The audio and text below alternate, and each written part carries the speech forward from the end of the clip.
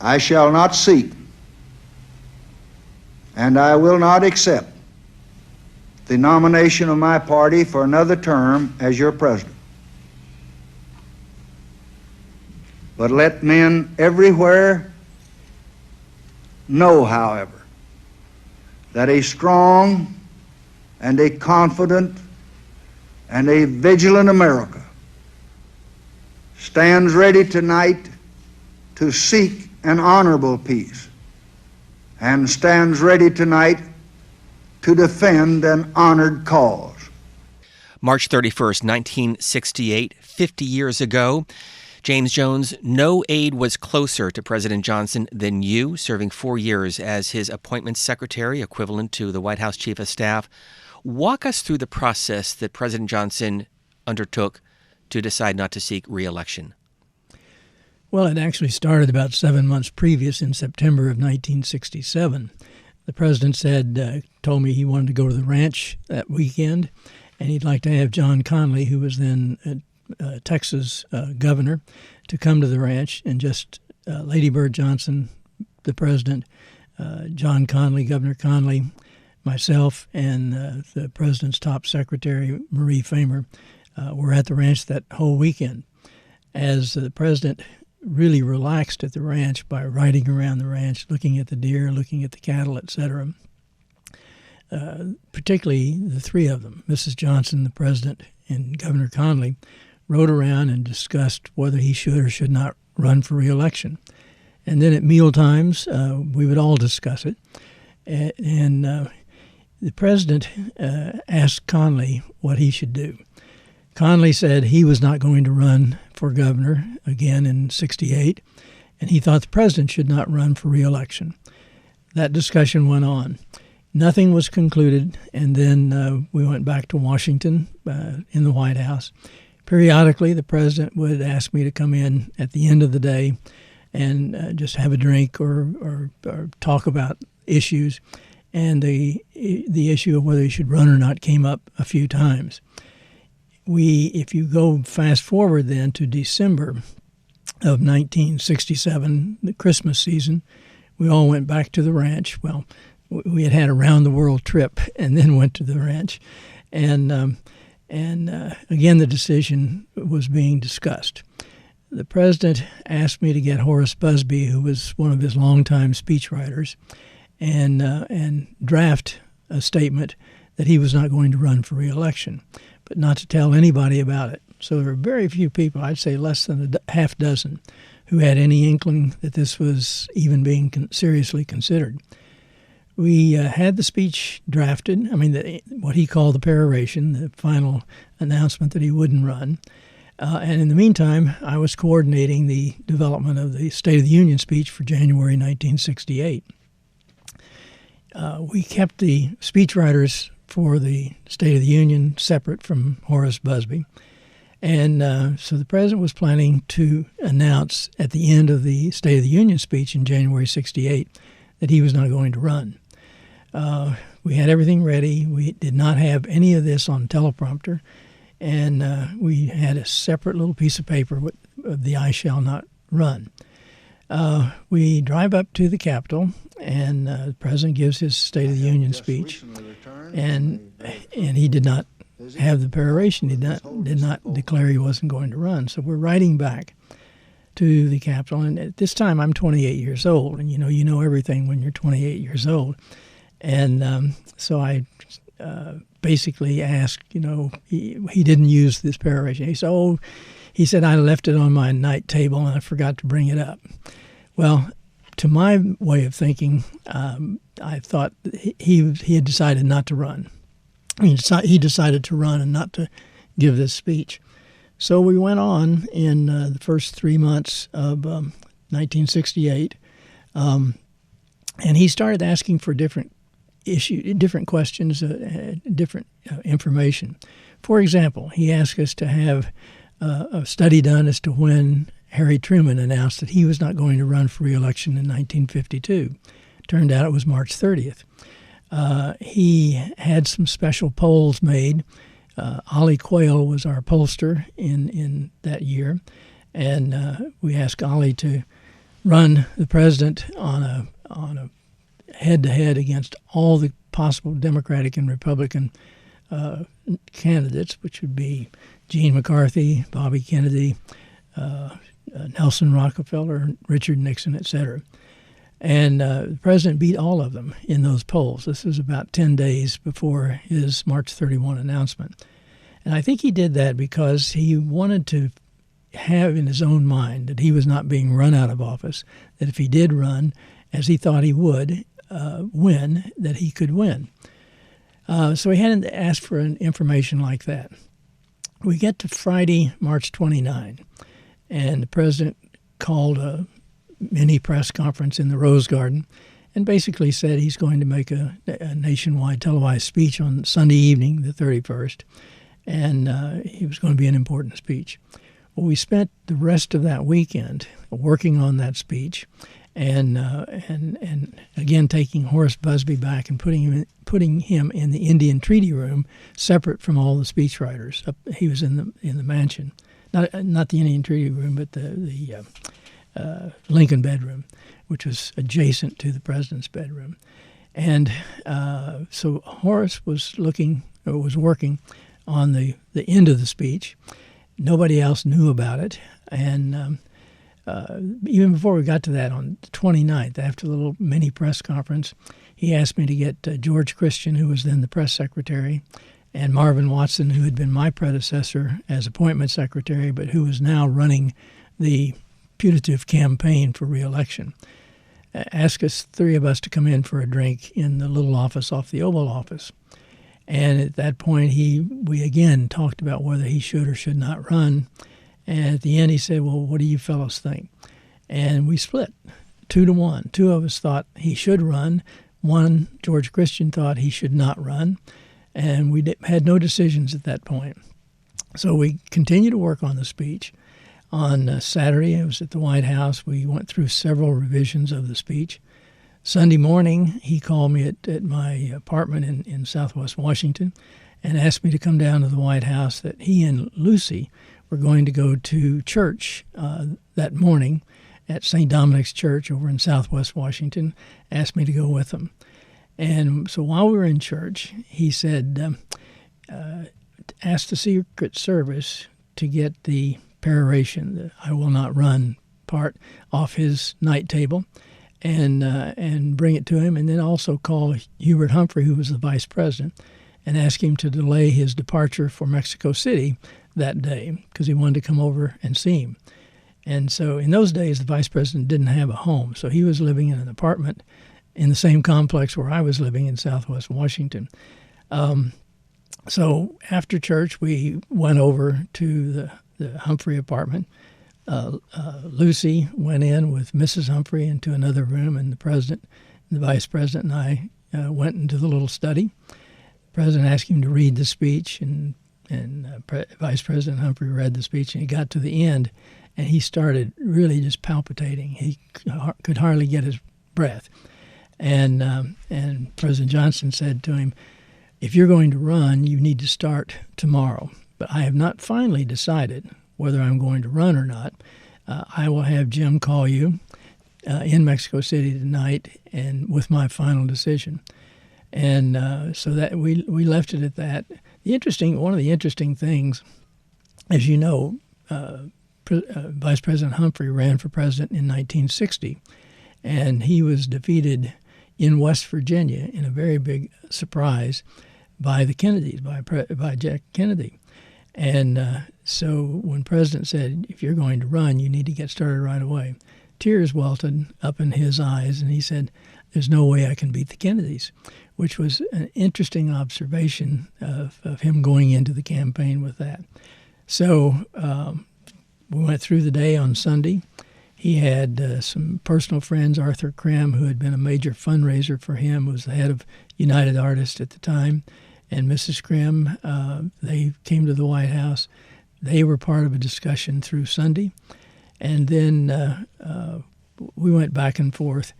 And then I think the speech was around 8 o'clock. Well, around 6 o'clock, the president asked me to come over to the mansion, and we went over the speech one last time. And he said, now you can put it on the teleprompter. And this had been such a tightly guarded secret that nobody really knew about it. I was telling one of your colleagues here that Bob Fleming, who was an assistant press secretary, I asked Bob to sit to the side of the desk in the Oval Office where the president made the speech and watch the teleprompter. And if it happened to go blank on him, to put the right page in front of the president so he could read from that. So Bob knew something was up, but he didn't know what. And so I was back in my office, which was next door to the Oval Office, and Bob comes racing in. He had flipped through the pages to see what was new and different about it. He got to the end of the speech, and he started just not being able to get his breath, and he left the Oval Office because he was afraid it was going to be a ruckus while the president was speaking. So it was an interesting evening. But when the speech was over, the president, it was like a great load had been lifted off his back. It was like he was free at last, and that he could see the end. And so he really thought that he was going to be able to get a peace agreement in Vietnam. That was the real reason that we started talking about not running.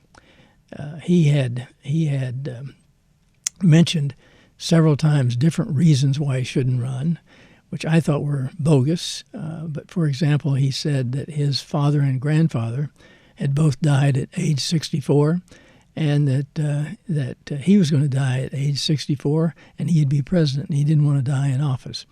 It turned out he did die at age 64, but I think he did not take care of his health as he should have. And I never verified whether his father and grandfather died at that age, but that was one of the excuses. Another excuse was that he never appreciated and knew his daughters while they were growing up as much because he was always on the run, always doing things political, and he really wanted to know his grandchildren, who at that time he had one, and he just doted over that little boy. Those are another reason why he said he didn't want to run. But the final analysis, he thought very much that if he were a candidate for re-election, that he might pull his punches if he had an opportunity to get a peace settlement in Vietnam.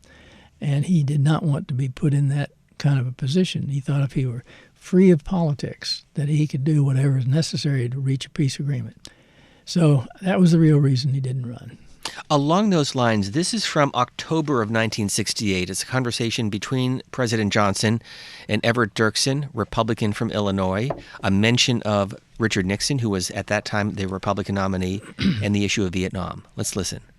Now, I have told Nixon, and I repeat to you, that I'm trying as hard as I know how to get peace in Vietnam as quickly as I can. For that reason, I am not running. Now, when I have anything that I believe justifies or warrants consultation, I will initiate it. As you hear that conversation, your reaction, James Jones? Well, in October, maybe 10 days, 2 weeks before the election, we were pursuing, or the president was pursuing, a peace agreement in Paris, and we had the North Vietnamese, the South Vietnamese, etc. And the president really thought he was going to reach an agreement. Along about that time, our intelligence sources intercepted a phone call from Vice President Agnew's campaign stop in Albuquerque, New Mexico, to Madame Chennault in Washington. And then shortly thereafter, Madame Chennault had a phone call to President Thieu of South Vietnam, which in essence said, hold off, Nixon will give you a better deal.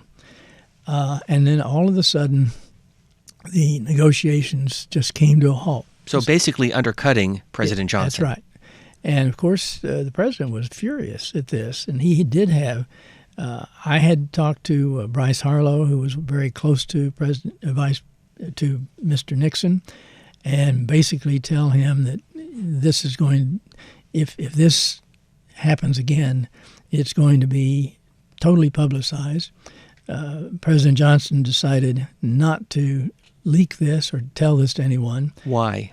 He said that if Nixon were elected anyway, he would be impeached right off the bat because this is a treasonable offense, and he did not want to see the presidency or that institution disrupted that way. That was the main reason. So he didn't tell anybody. Very few people even knew about this. But it did, in my judgment, had that not happened, we would have had a peace agreement before the president left office. We get the impression through history that it was a tortured last year for Lyndon Johnson, but you were with him. What was his mood? What was he like? What was going through his mind with regard to Vietnam, the election of '68, and of course, at that same time, the assassination of Dr. King and later Senator Robert Kennedy? Mm-hmm. Well, it was a very, very tough year. First of all, in January, right off the bat, you had two instances that caused real problems. One was the capture of the Puebla, the sort of spy ship we had off North Korea. And the other was the Tet Offensive, which was, in military terms, the North Vietnamese were defeated, but in political terms, it was such a shock that back here it was considered as a win for North Vietnam. So those two started off the year. Then when you get to April 1, April 2, Dr. King was assassinated. Then the Robert Kennedy assassination, June 4th or 6th, right in that period. So it was a very disruptive year, and those events caused more demonstrations and more disruptive demonstrations where property and what have you was destroyed. And so there was nothing settled about that particular year. What were his personal feelings towards Bobby Kennedy? He never expressed them to me or to those around us, but we knew what his feelings were. He felt that Bobby Kennedy would not have been elected in '64 in New York had Johnson not had such a landslide victory up there. He felt that Bobby Kennedy was constantly undermining him and disrespecting him. And he felt that Bobby Kennedy was different from either Jack Kennedy or Ted Kennedy, whom he liked, each of those brothers. So what all went into that, and that feeling, those bad feelings, happened before I worked for the president, and I can't comment on that. I don't know. But it was a very strained relationship. I know that after, I think it was early April, it was after the president announced he was not going to run for re-election. We had Bobby Kennedy and Ted Sorensen down to the White House, and the president met with him in the cabinet room, and he was very stern with him, basically lecturing Bobby Kennedy on not doing things that's going to interrupt or disrupt a movement toward a peace settlement in Vietnam.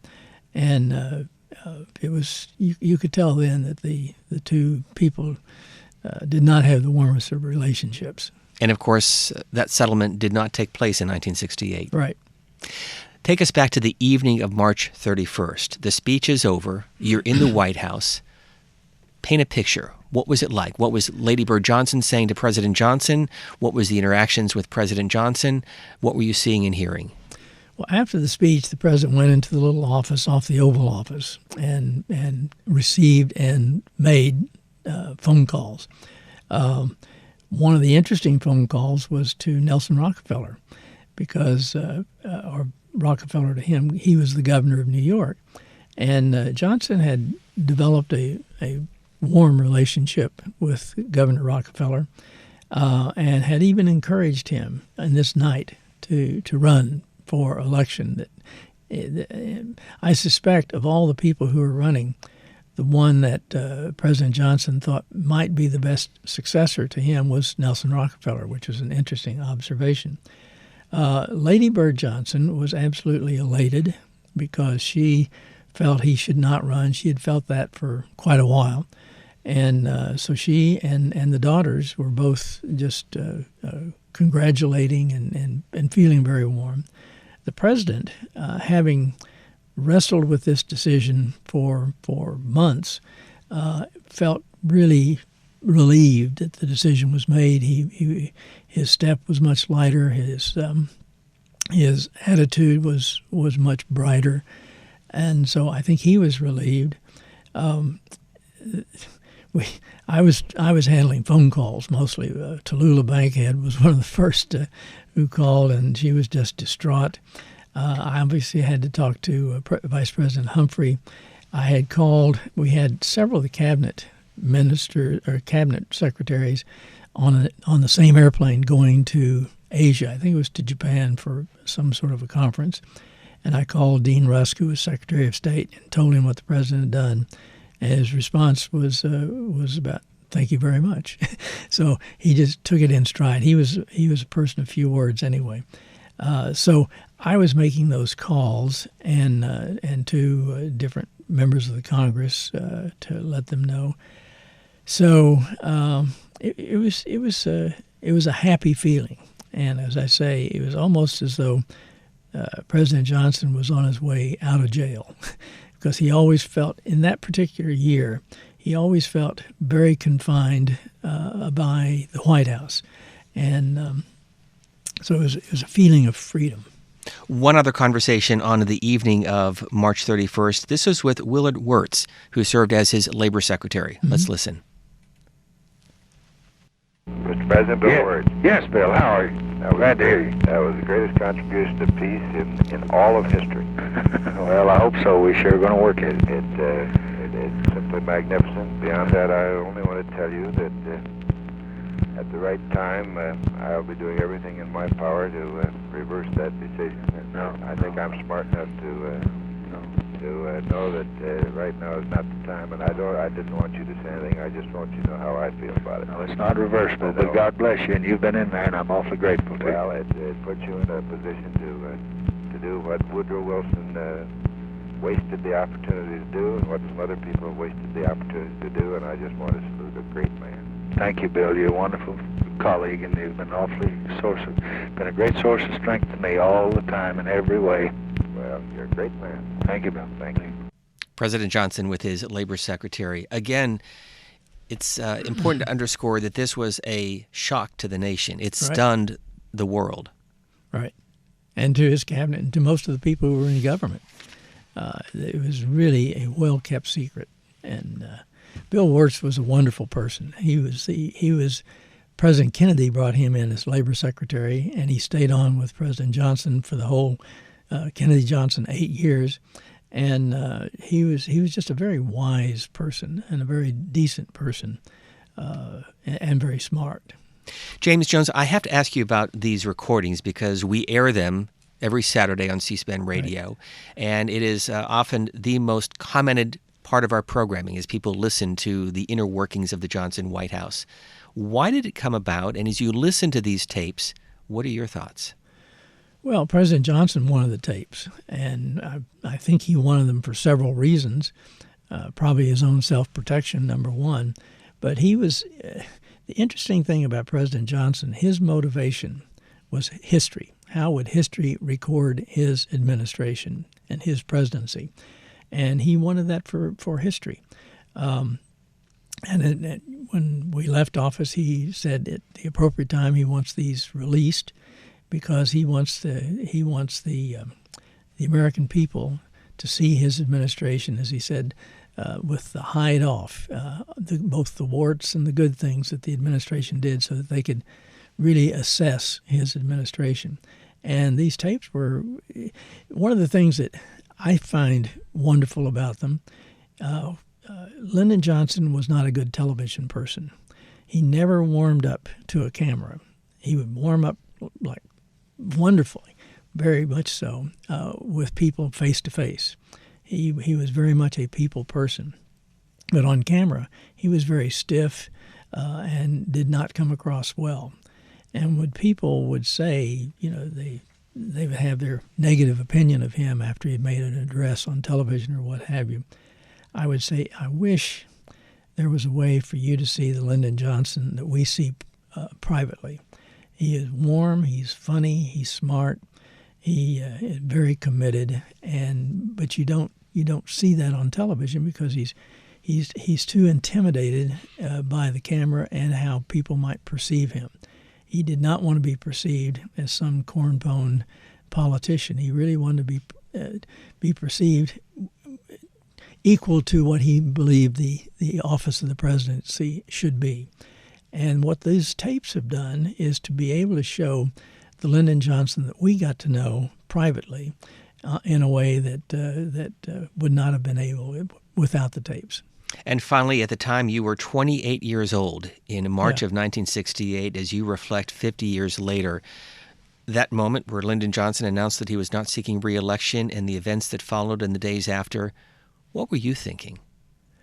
Well, I did not. It's interesting because I grew up in a town in Oklahoma, Muskogee, Oklahoma. My dad was a rural postal carrier, rural mail carrier, and it's the kind of thing that just happens. It was not I had no preordained reason to be at the White House, but I was so busy, and there were so many things that could go wrong that I never really got to think about what it was like to be there. The only one time it was is one time in that year, actually, that I was called from the Situation Room, and there was some sort of I don't remember the issue now, but there was a situation report on foreign activities that I felt I had to wake up the president. It was about 2 a.m, and I felt I had to come down and wake up the president and give him this message. And as I was walking through the mansion in the family quarters upstairs, I looked at some of the portraits up there on the walls. I thought that was the only time I was able to say, "What are you doing here? Aren't you a lucky, lucky guy?" And so I really didn't try to analyze what's this all about. I was just scrambling to get everything done. James Jones served as President Johnson's appointments secretary, a close aide equivalent today to White House Chief of Staff, went on to serve in the U.S. House of Representatives and the U.S. Ambassador to Mexico. Thank you very much for stopping by the C-SPAN radio studios. Thank you.